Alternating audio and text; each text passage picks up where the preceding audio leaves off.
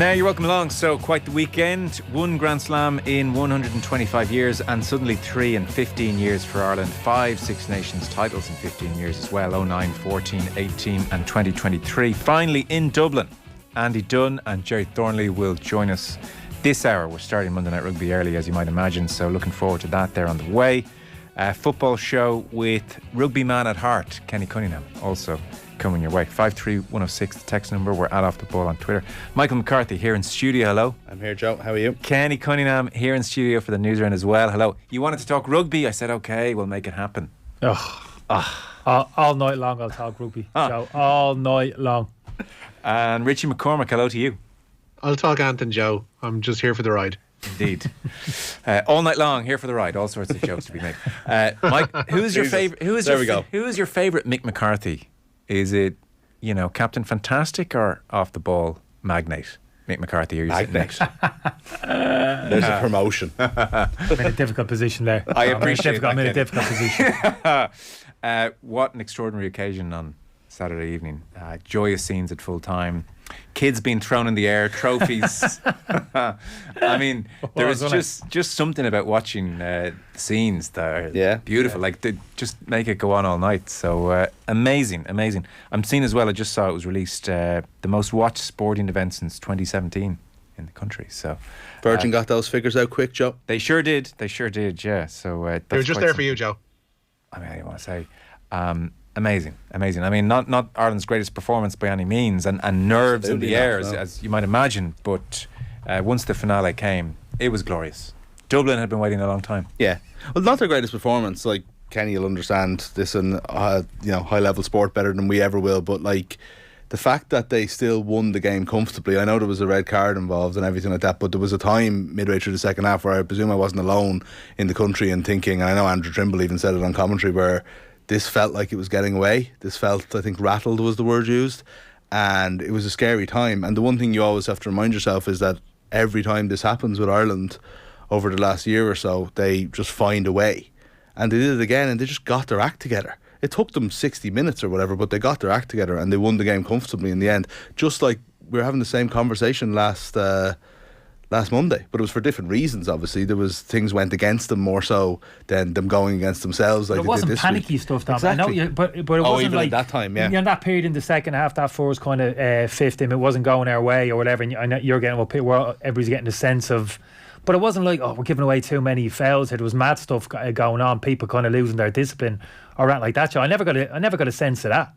Even at that time, so I wasn't really feeling that kind of. Yeah, we weren't playing as well as we had done previously, but I never felt really we're any danger. I always felt it's just time, just be patient, and that's how they played, wasn't it?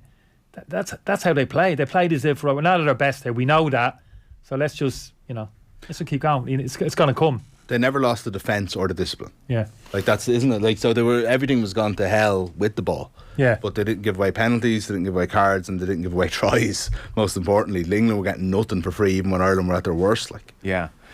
Well, Andy Dunn on the way with Jerry Thornley, he will explain it far better than I. But he felt, there were times where the English defence was certainly rushing up, and there were times where Irish offloads were just being completely cut off, and it all looked very crowded.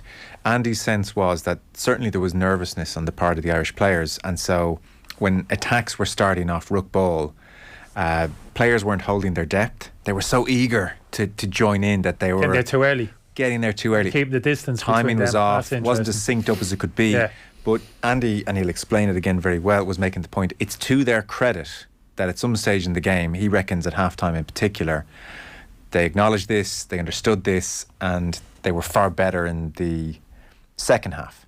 And he was saying, if you're in that attack line, you should always, and there's probably parallels in football when you're in covering positions. Andy was saying, if you're in the attacking line, you should always see the number on the jersey of the man inside you. So don't be crowding up. And he reckons depth was off, married to England rushing up. And so that's why Ireland, we could say, it's nervousness, they're dropping balls or offloads aren't happening. But there was actually a very technical reason for it. It's not that I'm so nervous I can't catch a ball. Yeah. Desperate to get the ball in hand just a split second too soon. Yeah, and it's it's a very understandable thing.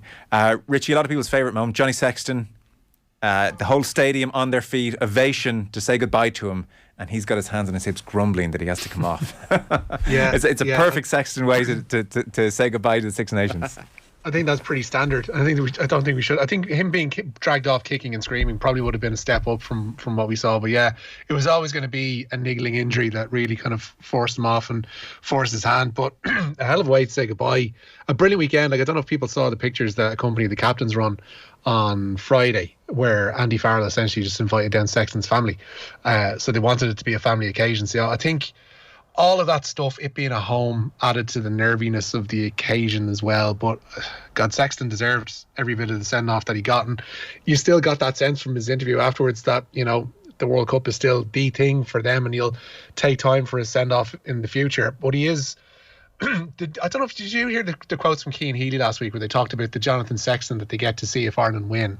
Like, it was really interesting stuff about the nature of Sexton's the way he thinks about the game and the way he approaches it. And he's a freak in that sense, and we haven't seen many of them from an Irish perspective down through the years, whereby like winning and succeeding and achieving and performing to your optimum is absolutely all consuming. It's not just something that you happen to do from day to day. Like, it consumes him from the moment he wakes up till when he goes to sleep at night, and then probably it's haunting his dreams as well. But I think that there's a freakish will to win within Jonathan Sexton that I don't think we'll see again for a while in any jersey. Although, you know, if Sam Prendergast keeps going the way he's going, we might well see it pretty soon. You get a bit of a sense, Rich, a number of the Irish players fall into that category in terms of their kind of professionalism and application, how they kind of dedicate themselves. I don't think he's alone in that. That's the impression I get. It gets passed down as well, doesn't it? Yeah. So if Sexton's been acting like that for 10 years or more, obviously, you know, that's how those players, the Leinster players and the Irish players, have grown up, is to see that level of professionalism and will to win and accepting nothing less and everything. And we've been taught, we might talk about it later in terms of Tottenham Hotspur leadership qualities, leadership groups within the confines of the dressing room, how important that is. This is a classic example at its best. Yeah. Go on. No, I was just gonna was the occasion marred or enhanced by Freed from Desire? No, it was very loud, wasn't it? Like, the U2 was worse though, Mick, after the tries, because it was like straight in there with U2, and it was like just the post-try music is absolutely needless. It's not as if there's empty stadiums, Rich, is it? It's not as if it's empty stadiums. Yeah, exactly. The crowd there, they didn't need any excuse, did they? No. Get vocal and get behind the team. What's your sense? That was a leading question, I feel, was it? I just thought it completely took over, but the players and all seem to be enjoying it so grand. I enjoyed it. Yeah. I feel like the crowd need to be the soundtrack, like, you know. But it's what I'm with you. It's good. All right, Joe. I'm Joe's up to number 2 in Mick McCarthy's. I don't know. We're not digging out you, Joe. Don't take it personally. It's hard to know, because at one stage they cut to the crowd at the climax peak of Freed from Desire. Yeah. And everybody's bouncing in tune. Yeah. And it does give that certain guidance almost to the party. We need it. Well, we need that's the excuse. Maybe not. Maybe not. Sexton did his on-pitch interview, which we'll hear a bit more in a montage in a while. There was music playing over it, and the music was playing over all the interviews, and they were blasted and just really kind of like took over. It was hard for the players to really get a sense of it. And only for Sexton, it was like they kind of like got smart and they were like, hold on a second, and they cut the music really quickly. And if you listen to the crowd all the way through Sexton's interview, like, they're so into it, you know? Yeah. Whereas for the rest of them, they can't hear it. They're just bouncing along to all the different songs that were being played. Trivial, a little bit trivial, but it is a bit, yeah. I think it's important. These things matter. Yeah. These things do matter. So what would you have? Nothing. I don't know. I certainly wouldn't have them after the tries. Like I was saying, that was invented by like the Super League trying to grow. You know, like, but full time, what are you playing? There's a lot of pressure on it. What are you playing? I don't think I'm playing a song for a few minutes. I'd leave it. And do the crowd just scream? It's got to be organic. It's got to be organic, Joe. No, the crowd starts spontaneous. Then they start singing themselves. Other people join in. It goes off in a different. It's not choreographed, is it? It's not the Super Bowl. Yeah. Fields of Attenroy was been saying, like, with time basically up when England had the ball.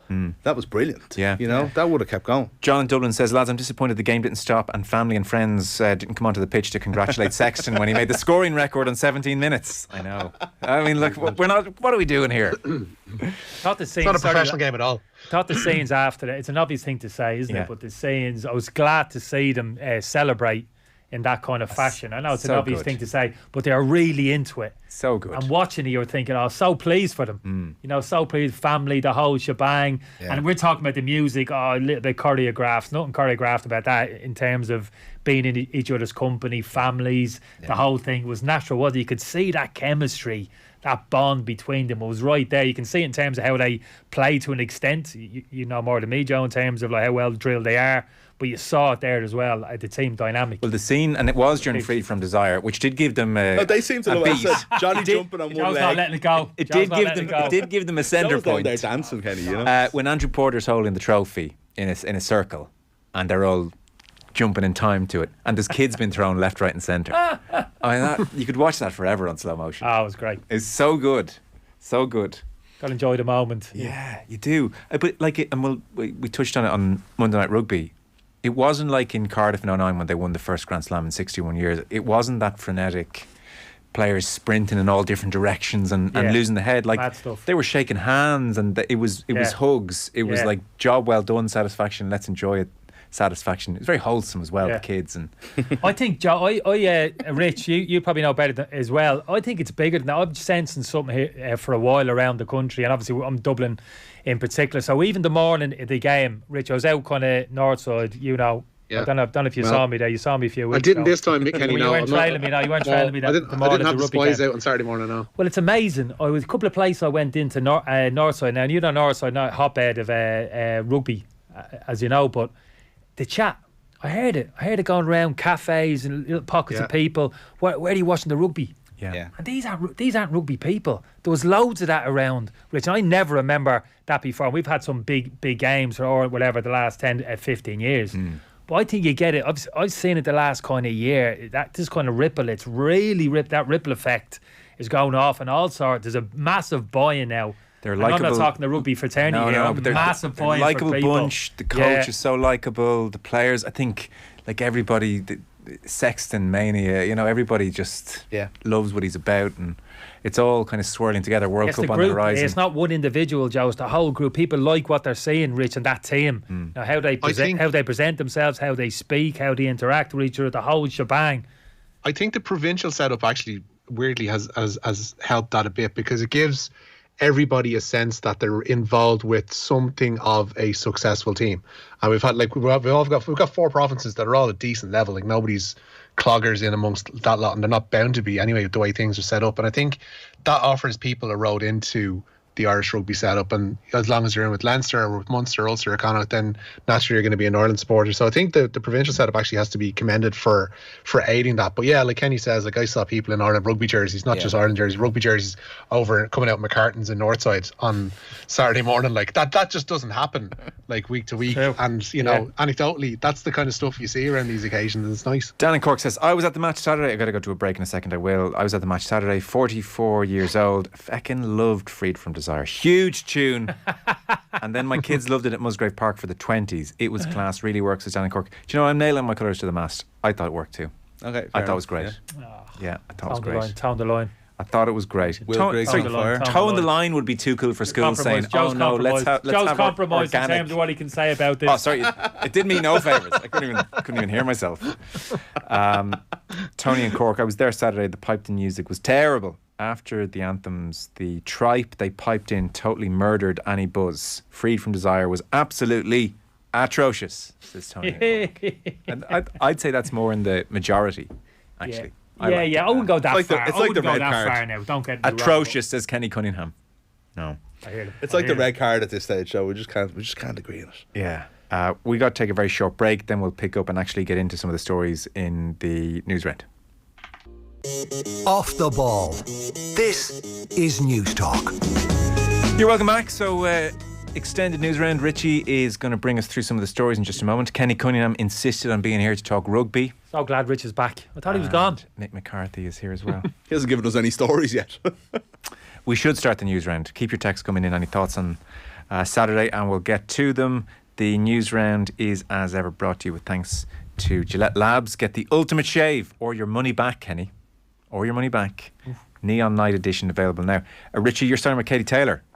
Yeah, in town today, and says she's emotional at the prospect of her homecoming fight. The undisputed lightweight champion will grace Dublin's 3 Arena on May 20th, facing the undisputed super lightweight champ Chantal Cameron. Taylor and Cameron were launching the fight at Dublin's Mansion House today. I believe we'll hear from Katie speaking to Aisling O'Reilly a little bit later on in the show. Aisling also spoke to matchroom promoter Eddie Hearn. Eddie Hearn, it's a very exciting time. Katie Taylor is finally getting her homecoming that she really deserves. Her first professional fight here. How exciting is it for you? So exciting. And, I'd like to take the credit, but she made it happen. After the Serrano fight fell through, I talked about waiting maybe till July, August. She said, no, I want to fight on May 20th. And I presumed that would just be a standard opponent. But she asked for Chantal Cameron. Many believe a tougher fight than Amanda Serrano. It's 2 reigning undisputed champions. It's never happened before in boxing. And a chance for her to become a 2-division undisputed champion. But a really tough fight, and it's going to be wild in the Free Arena on May 20th. Yeah, it's incredible one we're all very much looking forward to. But there is the side of only 9,000 people are going to be there. So there's going to be a lot of disappointed fans too.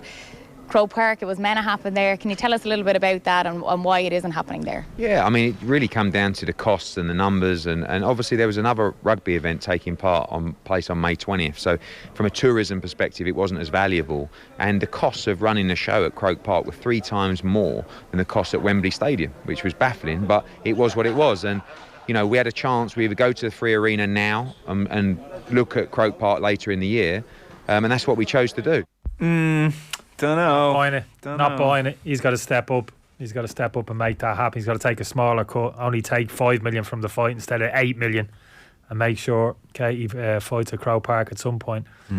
Shouldn't be any negativity about this. The fact she's fighting in the out. Let's just get behind it, and it's great that she's back. Yeah. What I was going to say is just even when Aisling said the 9,000 there, I was thinking it's tough because people won't be able to go. But Jesus, the atmosphere there should be unbelievable. Oh, if you're lucky enough to get possibly the biggest fight of Katie's career, and it's in Dublin, and it's she's coming out to Freed from Desire. But 3 Arena is a great venue, for all of its size issues. She's a stadium fighter now. She shouldn't be an arena fighter anymore. But it's going to be unbelievable, So. It's one of those ones as well that this is a serious fight. I've heard Katie being described as insane for taking it on. This isn't one of those. This isn't a tomato can being put in front of her for her to have a homecoming. This is a fight where she could even be an underdog. Yeah. So. But that's why people. That's the biggest fight in Irish history. That's why the love is, Joe, Mick, isn't it? With Katie Taylor, she never takes the easy option. You know what I mean? No, it's all about. This is a tough option. But you feel part of it. She wants to put on a show, isn't it? For the people coming for the audience as fight. well. Yeah, exactly. Lads, I love the music after, says Anonymous. It was great crack. Stadium bouncing. I remember when Limerick won the All-Ireland, Cranberries was played. Cranberries was played on Saturday as well, actually. Cranberries was played. Grown Men Were Crying. Freed from Desire is a banger. It worked great after the match. I'm getting some support in this. Which Cranberry song? Dreams is what beautiful. No need to argue. Beautiful. Oh, beautiful. man. Probably not post-match though. But they played it maybe 4th or 5th, I'd say, on Saturday on the playlist, and it was beautiful when it came on. Really. I got emotional. When they started doing it in Croke Park, at least Limerick have been winning recently, so you've been getting Dreams, which is really appropriate and brilliant. Yeah. But they started doing it in Croke Park right around the time Kilkenny were winning all the All-Irelands, and you just had to hear Rose of Mooncoin every September, which wasn't exactly Ken has been in touch with a very fair point. Tell Kenny. Oh, he means business. He starts referencing me as Kenny. Yeah. Which nobody has since I was 9 years of age. This is our life getting abuse. I'm glad you can get a taste of it. Oh, you can tell what's coming here. Tell Kenny, Clontarf Rugby Club, which is over 100 years old, are the All-Ireland Club champions. For the 3rd time, they're currently top of the AL. They have produced Keane Healy, Tig Furlong, Joey Carberry. Generally speaking, they're not taking the north side. Clontarf. Rich, back me up on this. Hang on. Sorry, though. Hang on. Clontarf. What about Kilbarrack Rugby Shut Club? up a minute, will you? Rich, you with me on this? Clontarf can do a lot of things. They're not taking credit for Tig Furlong and Joey Carberry. No way. Okay. Is that a stretch? That's a stretch. Fair play to you. Fair play to you. They are brilliant. Put him back in his box. I'll go along. Put him back in his box. Clontarf regularly. You could argue that. But generally speaking, I'm talking. No, Joe, Kenny, you're back in your box. You could argue that the coast. No, you're back in your box, Kenny. You could argue that the coastal side of the north side is very much, honorary south side. Yeah, I'm talking the Wild Wild West. That's what I'm talking. That part of the north side, the North Dublin Riviera. Anonymous. We got Coolmine out in West Dublin. which should deserve a mention as well. Kilmine Rugby Club have been doing brilliant Not work help over me, the last Rich. few Rich, decades. you're not So, helping me. Keep You're not going, helping me Rich. out. Kenny, As I'm many not here to examples save as you. possible. Yeah. You need to stop speaking ignorantly on the radio. Can I say something about Kenny's point though about people watching it? Like, for all of the culture wars that were kind of exposed to sometimes don't. by people who are really into this. Don't open this. No, I'm not opening it. I'm just saying for all the that people He's who are. referencing it. He's about to say this is rugby. referencing He's it. about He's to not say opening this it. is rugby No, country. but Go for- ahead, not Mick. to- Don't For be most derailed by people Joe. who aren't bothered with that sort of thing Yeah. and just want to follow an interesting, likeable and Irish sports team, you know, who are doing well, Yeah. it will draw the attention. You know, most people aren't just deciding, oh, rugby, not for me, that's for the posh lads. You know, it's gathering momentum because the team are worth it. You know, so you just have to remember that sometimes we're involved in these kind of minuscule arguments a lot of the time. We get a lot of that, but I don't think, Yeah. as you say, most people just enjoy good sport. Anonymous Sexton, I've hated tonight's going to be a good night since having it rammed into my ears before, at half time, and especially after the handball in Stade de France. Yeah, Black Eyed Peas. that was the end of that Yeah. one for me. God, that's played Tonight's in a lot going of to be a good sporting night. events as well. That's We're what I going to get a feel. bit of this at the France game. Are we going to get a bit of this, the music? Oh, It's going to be banging at the... the FAI We'll are- have to score are goals just as first. bad. Oh, Jesus, Rich. Pre-match, the FAI music Proper is downer. loud. Richie McCormack. Loud, the FAI music. The opera music at Thomond is probably the worst. Do you know that when they played Opera. Zombie in November at Porky Queeve, that really worked? Okay. They came out to Zombie. Really good. Yeah. Maybe Do- Latvia game. Maybe bang a few tunes. Might that might be no need a harm. few, might need a few there. George Murphy. Get him on the pitch, sing a few tunes. What a Rich. singer he is. That is a left Northsider. field call. Northsider, Rich. Bowmount. That is a Bowmount. left. One of our own. He's one of our own. George Murphy's one of our own. You see, when you play those what a types, when you singer. play Free From Desire, nobody gets to sing one of our own style songs. You know, that's like the Rugby the doesn't have any chanting from- songs. It has Feels about feels about right, I suppose. Sing Yeah, that that's on about loop it. at full time. Rich, another story or two? Yeah, 3 members of Ireland's Grand Slam winning squad have been shortlisted for Six Nations Player of the Championship. Hugo Keenan, Mac Hansen and Caelan Doris all make the cut. They're joined by the French trio of Antoine Dupont, Damien Penaud and Thomas Ramos. Voting is open to the public until 6 p.m. on Wednesday. Meanwhile, England fullback Freddie Stewart will face an independent disciplinary hearing tomorrow following his red card at the Aviva. The Leicester man was shown that red by referee Jaco Piper after his elbow made contact with the head of Hugo Keenan. Former Scotland coach Frank Haddon and ex-Wallaby and Munster lock John Langford will be part of that disciplinary panel. And Ireland became the first ever team to win back-to-back under-20 Grand Slams with yesterday's 36-24 bonus point win over England at Musgrave Park. Only second-row duo Dermot Mangan and Conor O'Tierney were retained from last year. We'll talk to Andy Dunn and Jerry Thornley about that red card and about the weekend at large, obviously, in due course. Kenny, see there the several Irish players, 3 of them nominated for Player of the Tournament: Keenan, Hansen, Caelan Doris, for instance. Who is Kenny Cunningham's favourite Irish player at the moment? Oof. Oh, I'd say it's almost impossible, Joe. I know that's a cop-out, but to pick one out, I really do. Give me your top 3. I like that lad, Sheehan, Dan Sheehan. Yeah. Fast. Fast power. Do you know that kind of that? The power, but mobility as well. These lads. He's the new That's where prototype. the game. That's where the game's changed, isn't It's it? Keith Wood when he was playing back in the day. It was Yeah. he's a freak of nature. He's front row Yeah. and he's so fast. Stand alone, yeah. Nowadays, Now here we are. Yeah, evolution. conveyor belt. Yeah. Conveyor belt. Yeah. So that's one. Give me 2 more that you like. I like the fullback, Gilbert Keenan. Ice cold. Yeah, I love that try, that reverse Against pass. France. We've done a couple. Yeah, was that French game we did it? It's a Joe Schmidt move. Reverse, like a reverse pass in football, isn't it? Yeah. Don't watch the eyes. I love that. I love that little move. Little pocket of space opens up, boom, straight through. Love it. And give me a third then. Third player. Good choices so far, I'd say. Yeah. Yeah, I think like Tyg Furlong for me is like phenomenal. Yeah. Absolutely, has been involved a huge amount. But prior to this, for me again, like bulk and hands. Soft hands. Good touch for a big man. Yeah.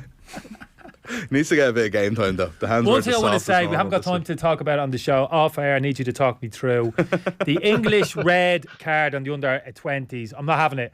I disagree fundamentally what the 2 lads had to say, Alan Quinlan in particular. Why I don't understand why that English player got a red card. No, the Irish player, bless him, went straight over his shoulder. Sorry, I'm with you now. Yeah, don't worry. They don't have to park it. You need to talk to each other. I've no understanding why that was a red card. It's very rare you see that happen. Did you see this red card in that game? No. So Richie saw Irish players running with the ball. Top speed Runs into the English tackle. Who stood. And just stood, but the Irish player went over the top of English tackler and like somersaulted in the air. It's very unusual, you see it. The last player I saw do that was Ryan Giggs in the 1994 FA Cup final. Right. Yeah, but that happened because of the speed that the Irish player was going. That English lad crouched. Aren't you supposed to like crouch into the tackle now so you're low? Point Alan made is he stood up a touch in the tackle and just did enough to flip it. No, but he went. But you have to come up once the Irish player when you, goes above him, his forward momentum. He has to come up. He doesn't go down, does he? Yeah. He has to actually come up. And after that, I thought he actually tried to grab a hold. But the overriding factor for me was it was the speed that the Irish lad was going. He could only go one way. It was due to the speed he was travelling at, not because it was a particularly. I didn't see anything dangerous with the tackle at all. Did you? No, I know what you're saying. Do you know what I'm saying? Yeah, I do. I really do. I just thought it was, you're right, the ones those freak things just by virtue of the speed that the Irish lad was travelling at. He was actually stood with his feet planted. Only one thing could if he'd tackled him and stood up, then that would have been could have done some serious damage there to the Irish player. Yeah. Yeah, do you know what I mean? I do totally know what you mean, yeah. Is Kenny more rugby man than football man these days, says Tom. I'm all in. He's all in. I'm all in. All in. Graham on YouTube says George Murphy singing at the Aviva is a shout. Thank you. We bit of crack. How are we for time? I want this to... We're a bit out of time, Joe. Oh, sorry. No, we should do a couple more stories. Can I also mention one more player that hasn't been mentioned yet today? Yeah. Andrew Porter, right? Don't think he had his best game, right? But did you see him in the anthems? His face looked like he'd just been in a car crash. That was, I think, from last week when he played 80 minutes, which a prop never does this day. They're not conditioned to play 80 minutes. He played 8 minutes and then went out yesterday and played 76. Rob Kearney said unbelievable. He should actually get a World Player of the Year shortlist nomination. He's been that good. And 3 years ago, he was a tie head. I know. Nobody even talks about that anymore. I know. You've lost me now. Lads, beautiful hug between Andy Farrell and Owen at full time. Yeah, I mean, that whole dynamic was just amazing. The grandson was near us, so I can confirm he was wearing an English jersey, but he had a half green, half white scarf. I love that. So I love that. They shouldn't be sold, but he's allowed to have it. I mean, those flags or those scarves are awful, but he is allowed to have one. Yeah, for sure. Yeah, amazing dynamic. I was saying to Andy and Jerry earlier, just to mention briefly, that Rob Kearney was saying, who's been in with Andy Farrell as defence coach for several years, he was saying that for many of Andy's first years with the team, he would step out of the room when they were discussing Owen and analysing Owen. And the first time he stayed in a big way was the 2018 Grand Slam game at Twickenham, and Owen came up in the analysis, and Andy said to the team, when you get hold of Owen, ... and the whole room went... So, I mean, that's amazing insight. But initially, he wouldn't partake in the detailed conversations about his own son. That surprised me. I mean, it's you think about it, though, it's your son, you know? You got to park it. You got to park that, haven't you? Got to be honest with you, yeah. You got to park it, Nick. You got to park it. I'd imagine, yeah. Chink in the armour there, the Irish manager now. I haven't heard that. It's a soft. Got soft centre. Last story, Rich. Adam Ida is still hopeful of playing some part in the Republic of Ireland's Euro qualifier with France. His Norwich manager David Wagner claimed at the weekend the striker will be out for a few weeks with a foot injury. However, Ida will report for Ireland duty to be assessed by the FAI medical staff. The rest of the squad trained at Abbottstown today ahead of Wednesday's friendly with Latvia. Mark Sykes was tasked with media duties today. The former Northern Ireland under-21 international became the first Belfast native to represent the Republic in 76 years when he came off the bench in November against Malta. Sykes says he hasn't felt any backlash from that move. I mean, if there was, I haven't seen anything, but there shouldn't be either. There shouldn't be any backlash anyway. You know, I feel like I've mentioned many a times now, an Irish person playing for Ireland, I don't see the problem, you know. So for me, it was all positive. And like I say, well pleased. We're going to take another very short break, and we're going to keep the news round going. Rugby has been deferred like Alf. Give Kenny Cunningham more time.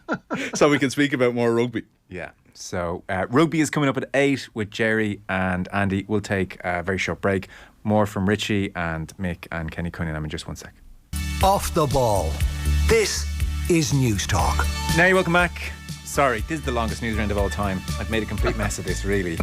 So, just impromptu, decided to mess with the entire running order. But Mick has made it all work and fit together. We hope. Richie is kind of thinking to himself, why am I still on here? What's going on? What's going on? I have to put lads to bed here. Sorry.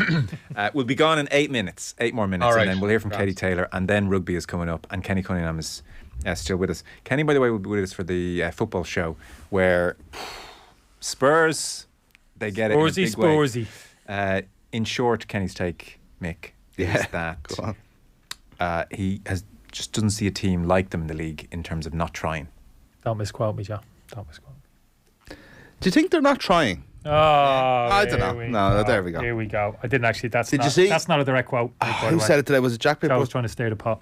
I think it was Jack Pitt. Sorry if I'm misquoting, if I'm picking the wrong person, but I saw someone today say that I've heard of a manager losing a dressing room, but I've never heard of a dressing room losing a manager before. Oh, he's done. Which is brilliant, like, isn't it? Because that's it. He was just like, I'm not dealing with you. Kenny's with them anymore. Kenny's with them. He thinks they're a disgrace, and he wouldn't have Harry Kane at Man United. That's all for later. Blairy Ned freed from desire within seconds of the final whistle was unforgivable, says this texter. Gathering momentum. Why It's can't gathering momentum. Why can't we just enjoy the moment without that? Maybe it's the Absolutely. speed of it that's the problem. Let the Maybe it's that atmosphere you grow. have to do it straight away before anybody can even breathe, you know? However- Controlling our feelings and emotions at all times. However, Brian from Limerick, lads, we brought up a group of under-9s from Old Crescent Rugby Club to the match. They absolutely loved Free From Desire. Gave it socks. They also enjoyed Ireland for the win, England for the bin 50 billion times walking up Bath Avenue. Apologies to anyone who had to listen to them. What an image that is. Oh, great. Richie, where are we going? We'll go to the French side of things for that game next week. France head coach Didier Deschamps has confirmed that Mike Maignan will be their new first choice goalkeeper. The AC Milan custodian takes over from the retired Hugo Lloris. France will travel to Dublin without William Saliba and Wesley Fofana, both injured. They've been replaced in the squad by Nice defender Jean-Claire Todibo and Monaco's Axel Disasi. Limerick will meet Tipperary in next weekend's Allianz Hurling League Division 1 semi-final. Kyle Hayes and Aaron Gallan scored the goals in Limerick's 220 to 15-point win over Wexford yesterday. Cork and Clare played out a 2-18 apiece draw with the Rebels to face Kilkenny in the semi-finals after they beat Waterford 18 points to 16. Elsewhere in Division 1, there were wins for Galway, Dublin and Tipperary. Donegal are on the brink of relegation from Division 1 of the Football League. They lost to Mayo by 117 to 9 points yesterday in Ballybuffet, with Ken McStay's side now through to the league final. Monaghan are also in danger of making the drop after their 215 to 13-point loss to Tyrone. In Division 2, Clare and Limerick were both relegated after their defeats to Limerick and Kildare respectively. To Derry and Kildare respectively, pardon me. Galway will face Kerry in the Little Ladies National Football League Division 1 final after the tribeswomen saw off Mayo 13 points to 2-6, and Roisin Leonard scored 5 points as the Westerners advanced there. Kenny, at this very, very moment, this time next week, Aaron Naveen will be playing. We'll be getting ready to go. We'll talk about it more on the football show. Big picture, how are you feeling about it? Yeah, I'm feeling good. I'm feeling good. I think we can pretty much call the starting 10-11 at the moment. So, yeah, I wouldn't say quietly confident, but I think we're going to play a game which can win against the French. We can't out-football this team. We'd be foolish to do so. But I think if we play a different type of game, we might be pushed to playing that type of game, more of a counter-attacking game. I think if we can get enough pace on the pitch, I think we can hurt them. I really do. Some big ifs there. Obviously, we're going to have to soak up a lot of pressure. The defensive structure is going to have to be absolutely spot on. No individual errors. We know that. It's a given. But, yeah, I think we're playing a brand of football at the moment, or we will have to play against the French, which can hurt them. Just think we got some good options. Ferguson obviously is an obvious one, but I think we can get enough legs in the team. Yeah, I think we can hurt them. Quick transitions, counter attack. It's going to be that type of game, Joe, isn't it? We all know. We all know. So, yeah, I'm looking forward to it. I really am. Atmosphere, the whole thing, occasion. Hopefully that'll play in their factor. Any other team losing two top class centre halves come to Dublin and be rubbing your hands together. But bloody hell, the French, if anybody can lose a couple of centre halves, it's them. Ridiculous in terms of the quality they have in that area of the pitch. Probably Canate and Upamecano will still rock up like and play centre half. Fine. Yeah, exactly. Well, they haven't seen Evan Ferguson yet in all his glory. Canate might have done, has he? Did he play against Canate? The game against Brighton? Two beautiful goals the weekend. I know, weirdly, Kenny, you haven't seen them, which is he was playing against Grimsby. Like, it just look, Evan Ferguson's having an amazing first season. I just do think that the time he got in the box for those goals, we know he's good enough to do that. I politely disagree on the first one. Okay. But the way he took that ball down from shoulder height, quick touch and quick finish. It was beautiful. It was brilliant. Yeah, I'm not sure he has the time to do that if it's a top level opposition. They're 15th in League Two, and they're 15th in League Two for a reason. Bless them. But I think he has to move the ball quicker if the picture changes. I think he's good enough. He's got his technical abilities, big lad, but he's soft feet, as we were talking about earlier. And you don't like think it's an issue. You don't think Ferguson's up to scratch? Joe, you're putting a lot of words in a lot of people's mouths tonight. What's with all this insistence on soft extremities, by the way, as well? Soft hands, soft feet. Soft hands, golf. That's golf, isn't it? Soft hands when you can't You grip the club. Joe, you're a golfer. Well. Yeah. Andy Farrell's soft heart. Shouldn't squeeze the life out of it, should you? The old Sam Snead word was like hard enough to hold a bird, but not to do damage. Let's move on quickly from that. What would be too soft to hold a bird? Don't worry, Joe. You're looking at me. What would be too Well, soft you can't let to the hold bird a out of your hand. Oh, okay. You got the grip. Oh, Okay, you gotta right. catch it. Yeah, right. Yeah.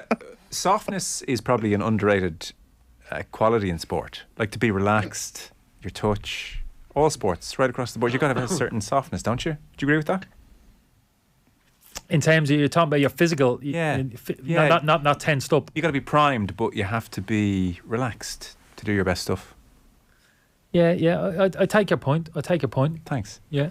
To an extent. To an extent, I knew that was coming. Rich, do you want to give us one last story?